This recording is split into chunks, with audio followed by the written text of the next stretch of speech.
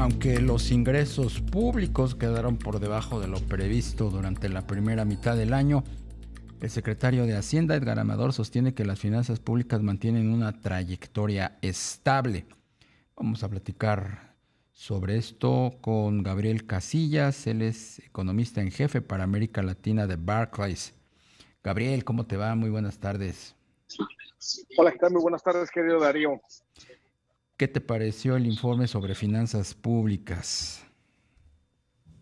Pues como tú dices, un poco mixto, ¿no? Porque sí vimos una reducción en los ingresos fiscales, sobre todo de parte del ISR, pero bueno, por el otro lado vimos un incremento de los ingresos en la parte de recaudación por IVA, ¿no? Y otros impuestos. Entonces, no sobrecompensó todo, pero ahí estuvo, ¿no? Y la parte de gastos sigue un poco lenta, ¿no? Entonces, al final del día, desde el punto de vista de déficit y de deuda, pues todo, hasta ahorita digamos, la trayectoria va hacia que se va a cumplir la meta fiscal, aunque sí implica un incremento de la deuda con respecto al pasado, ¿no? O sea, las finanzas públicas sí mantienen una trayectoria estable. ¿Por qué? Pues mira, Darío, sí mantiene una trayectoria estable con respecto a la meta, pero sí incrementa un poquito la deuda, porque todavía, a pesar de que vaya a haber una reducción del déficit, ¿no? Con respecto al año pasado, ¿no? El año pasado el déficit cerró en 4.9% del PIB, como tú sabes. Este año Hacienda espera 4.1%, nosotros esperamos 4.3%, no muy diferente, pero eso todavía implica un ligero incremento de la deuda hacia un 54.5% del PIB.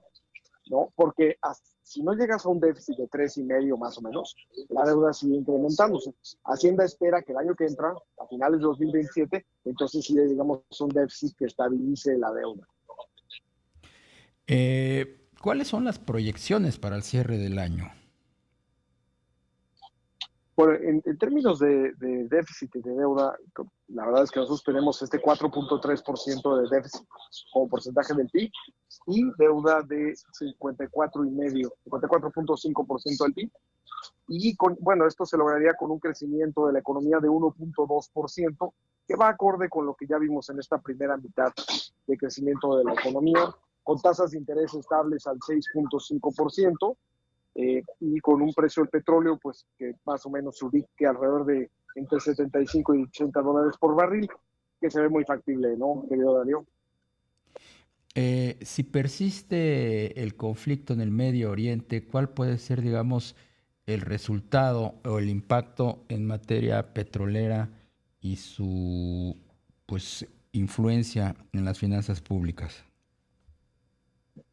Mira, por el momento, Darío, debido a que el gobierno está absorbiendo el choque en la parte de precios de gasolina, pues eso tiene un impacto en la parte de los ingresos, sin duda, pero por otro lado está recibiendo mayores ingresos por el lado petrolero.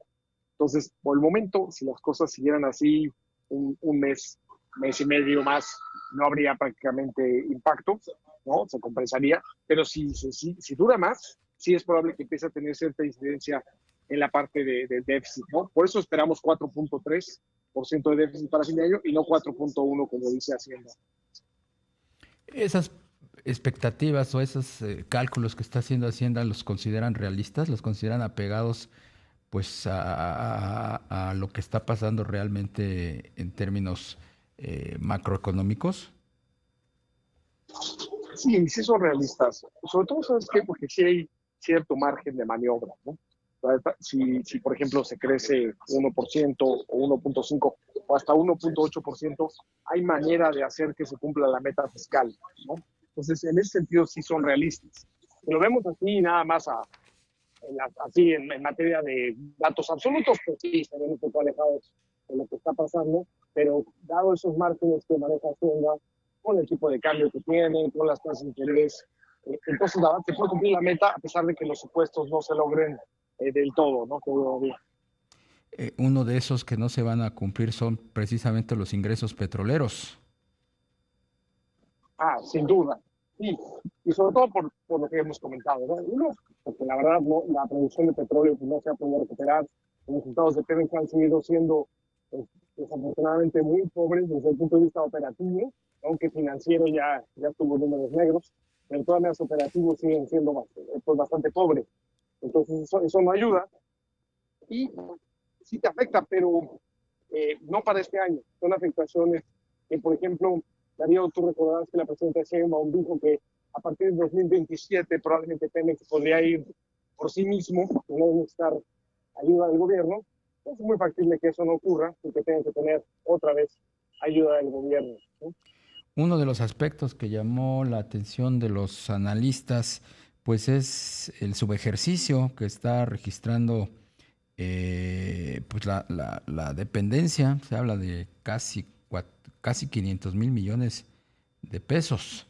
Eh, Hay quienes dicen que eso pudiera responder a una estrategia para mejorar artificialmente el balance fiscal.